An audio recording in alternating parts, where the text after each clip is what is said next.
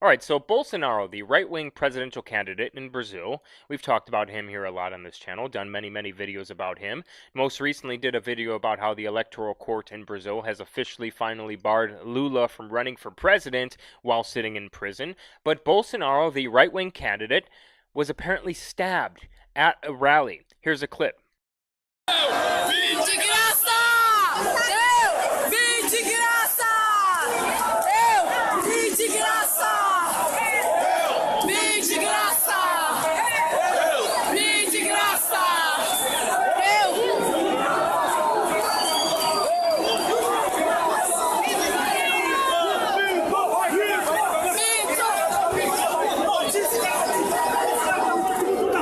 So according to initial news reports, they were saying that this was just a surface wound, that he was going to be okay, that he was wearing some sort of Kevlar-type vest, that it was just a superficial wound, a flesh wound, if we could invoke our inner Monty Python and the Holy Grail.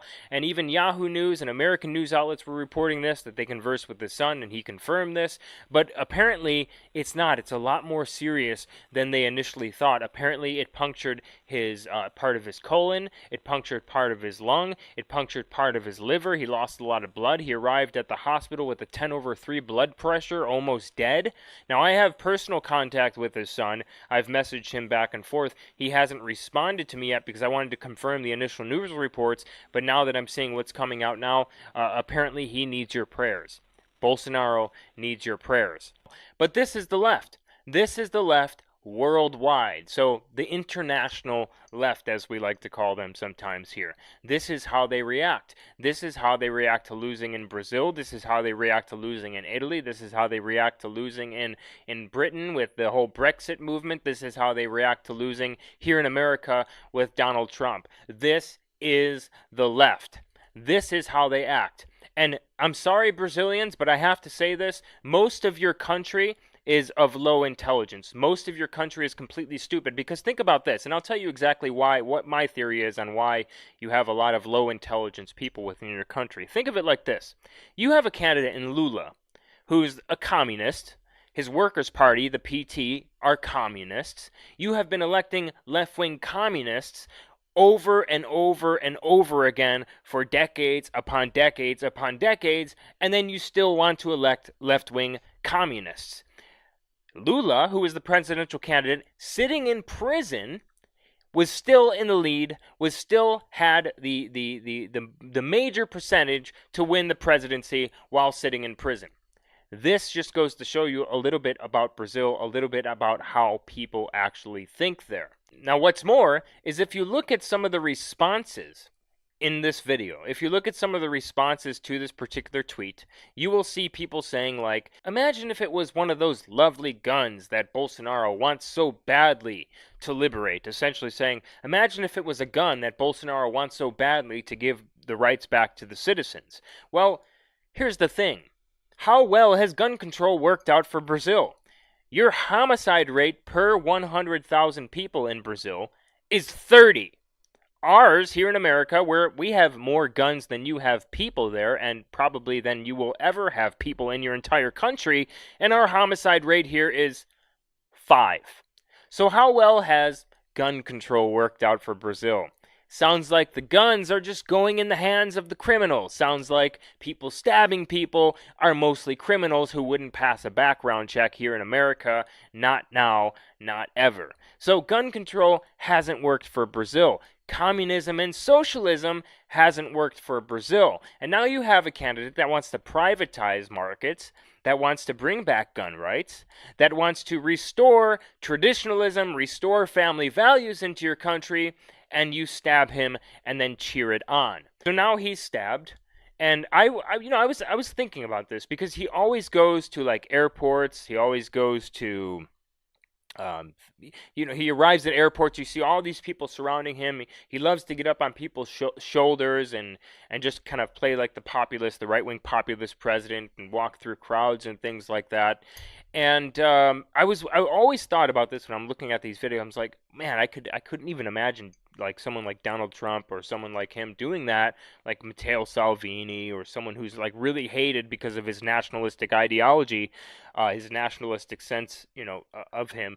And I could always like think like, man, what if someone what if someone shoots and he's way open in the crowd and things like that. And I look and I see like some security guards around him, but this just goes to show you how grassroots Bolsonaro truly is.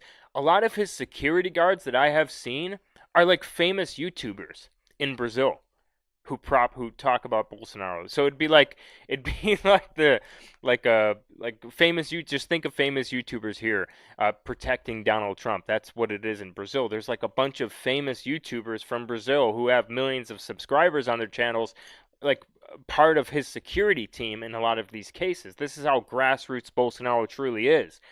And this just goes to show you how crazy a lot of people in Brazil are. I'm not going to say all of them are crazy or all of them are of low intelligence, but a lot of them are. I mean, if you have someone like Lula who's leading in the polls while sitting in prison on corruption charges and having people like say, oh no, we need more socialism and we need to just keep on voting for socialism, and no, we can't do gun rights because that's just completely evil, even though you can't really walk too far in most of Brazil without having a moped stopped next to you, steal your purse or steal your wallet, and then shoot you, even though you claim that gun control is doing so well in Brazil. Yeah, gun control is doing so well in Brazil, doing so well in Honduras and Mexico and all of these different places where you have a high population of what we call here diversity and multiculturalism. Yeah, it's doing just awesomely in Brazil. Let's look to gun control and how that's working in, let's say, Switzerland, where you can have guns in Switzerland and it's not really too much of a multicultural society. Let's look here in America, where we only have 11,000 intentional deaths by gun each year, but yet we have 300 million guns here in this country, more people than you have in your country. Look at what's happening in London. They have gun control there. You cannot have a handgun in London, but yet they have metal detectors in every single school because people are getting stabbed with knives. Who are mostly those perpetrators? Look at the pictures of the perpetrators. Look at the pictures of the victims. Then you have Sadiq Khan saying that we need to start doing stop and frisk because it works. Well, in America, we call stop and frisk racist. We called Rudy Giuliani racist for doing stop and frisk in New York City. But apparently it works in London, and Sadiq Khan has said we have statistics that show stop and frisk works. It's because nothing else is working for him. It's because of the forced multiculturalism and forced diversity in London, why all this crime is happening, but no one wants to admit that. No one wants to admit the truth because it might hurt someone's feelings. Bullshit. I don't care about hurting people's feelings. That's the truth. And that's what I will talk about on this channel until they take me down. Now, furthermore, Bolsonaro, pending he's okay, I'm sure he will. I'm sure he'll change his tactics, maybe have a little bit more of security, beef up his security. Maybe people will volunteer for more security or whatever. Bolsonaro is on pace to win the presidential election now that Lula has been barred completely from running.